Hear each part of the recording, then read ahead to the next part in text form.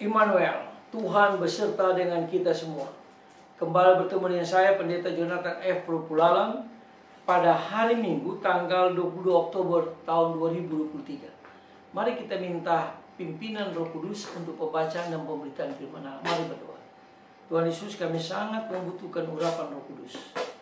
Itulah sebabnya Tuhan mengurapi hamba-Mu dan kuat kuasa Roh Kudus-Mu. Demikian juga para pendengar yang akan mendengarkan firman Allah. Tuhan Yesus juga mengurapinya dengan kuasa Roh Kudus. Berfirmanlah, karena kami sudah siap mendengarkan firman. Dalam kasih dan pengampunan Kristus kami berdoa. Amin. Mari kita baca firman Tuhan yang diambil dari Roma pasal 3 ayat 23 dan Roma pasal yang ke-6 ayat 23 bagian A. Yang Roma pasal 23, Roma 3 ayat 23 bagian A berbunyi begini. Karena semua orang telah berbuat dosa. Lalu Roma pasal 6 ayat 23, sebab upah dosa adalah maut. Demikianlah firman Allah yang berbagi kita membaca, mendengar, dan melakukan firman Allah. Tema kita pada hari ini adalah 10 dosa maut harus dihindari oleh pengikut Tuhan Yesus. Nah, saudara-saudara yang saya kasih dalam nama Tuhan Kristus, George Bernard Shaw, seorang ahli sejarah yang dari Inggris, dia mengatakan kebejatan moral bergandengan dengan kejatuhan keluarga, kejatuhan masyarakat atau rakyat, dan kejatuhan gereja, bahkan kejatuhan negara. Itulah sebabnya kita harus menghindari 10 dosa maut ini. Ada banyak sekali dosa, tapi saya mencoba menggali 10 dosa maut ini. Tapi saya tidak akan gali seluas-luasnya. Namun saudara dan saya nanti akan mendengar lalu membacakan ayat-ayat firman Tuhan yang tercantum di dalam 10 dosa maut ini. Yang pertama, yaitu dosa keserakahan. Apa itu dosa keserakahan? Ini dosa membuat manusia tidak pernah merasa cukup atau puas. Dia sangat serakah. Manusia itu tidak pernah merasa cukup dan puas. Mau selalu serakah dan serakah dan serakah. Itu dijelaskan di dalam 2 Timotius 3 ayat yang ke-6. Yang kedua, yaitu dosa kemunafikan. Apa itu kemunafikan? Yaitu membuat manusia hidup dalam kepalsuan dan tidak dalam ketulusan, sehingga memakai nama agama hanya sebagai topeng. Nah, ini seringkali terjadi. Agama itu hanya sebagai topeng saja. Ini yang disebut orang yang munafik.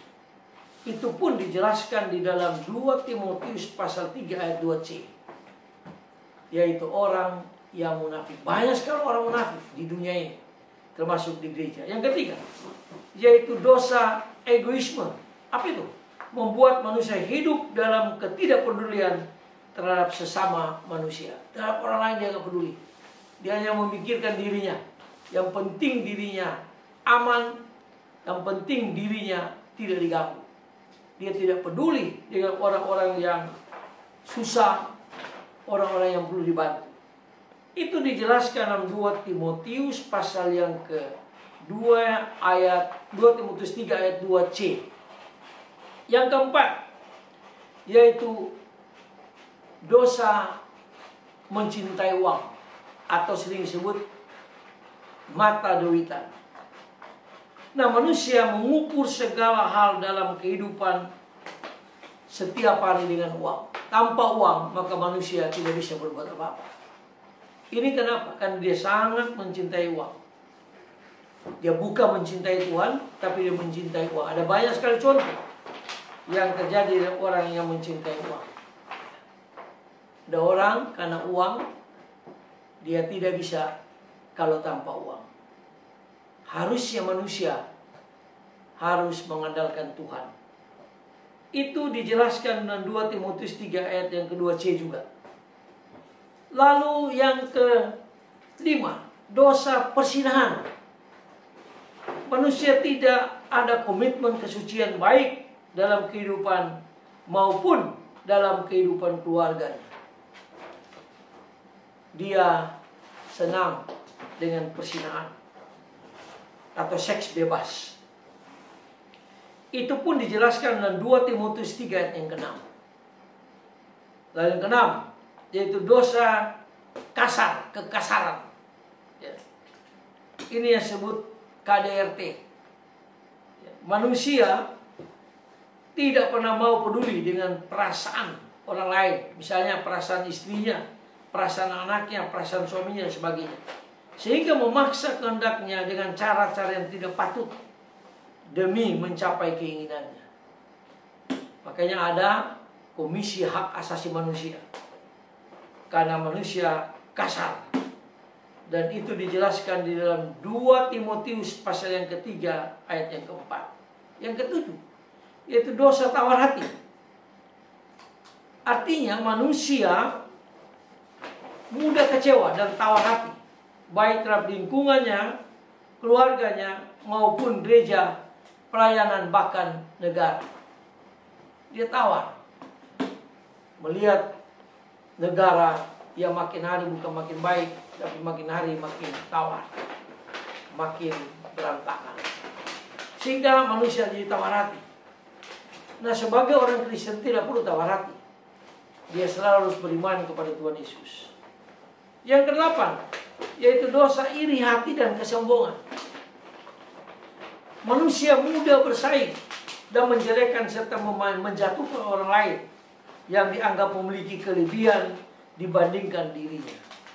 Nah, ini yang terjadi pas masa-masa kampanye, pemilihan presiden dan wakil presiden, dan juga pemilihan gubernur, bupati, wali kota, dan seterusnya. Maka ada dosa iri hati. Itu pun dijelaskan di dalam 2 Timotius pasal yang ketiga ayat yang ke-6 ayat yang ke-2b. Lalu yang ke-9, yaitu dosa pengkhianat. Manusia tidak setia yang kemudian menghalalkan segala cara demi mencapai kepentingannya sendiri. Ini yang dilakukan oleh Yudas Iskariot. Dia mengkhianat Tuhan Yesus, Tuhannya, sehingga dia akhirnya hidupnya bunuh diri karena dia mengkhianat. Lalu yang ke-10, yaitu dosa kebohongan. Hoax sering disampaikan kepada banyak orang melalui WA dan sebagainya. Nah, dosa kesombongan ini tidak disukai oleh Allah. Iblis jatuh karena dosa kesombongan. Dia ingin menjadi seperti Allah, tapi ternyata dia dibuang oleh Allah, dilemparkan ke neraka karena sombong. Itu juga dijelaskan di dalam Yohanes 8 ayat 43 dan 44 dan seterusnya.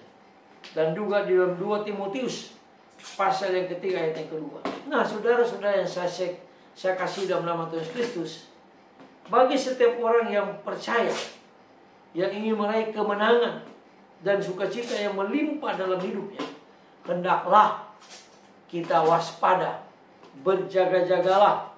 Kemudian kita siap melawan setiap roh-roh yang membuat kita masuk dalam dosa 10 dosa ini.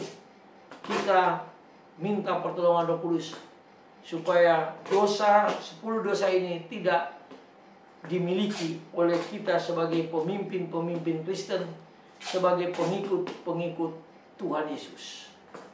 Hendaklah kita hidup suci dan hidup benar di dalam Tuhan Yesus. Maka 10 dosa maut ini akan terhindar dalam hidup kita kalau kita setia kepada kebenaran firman Allah. Kalau kita setia kepada Alkitab ini, maka Tuhan akan memberkati kita. Mari kita tunduk kepala, kita berdoa. Tuhan Yesus, hindari kami Tuhan dari 10 dosa maut ini. Ada banyak sekali dosa, tapi 10 dosa ini Tuhan hindarilah dari kami sebagai pengikut Kristus. Roh Kudus menolong kami dan membantu kami. Kami tidak mampu menghindari 10 dosa ini, tapi melalui kuasa Tuhan, melalui firman Allah, melalui kuasa Roh Kudus, maka Tuhan akan memampukan kami. Ampuni dosa kami Tuhan dengan doa kami. Dalam kasih dan pengampunan Kristus kami berdoa. Haleluya. Amin. Sampai kita berjumpa di kesempatan yang lain.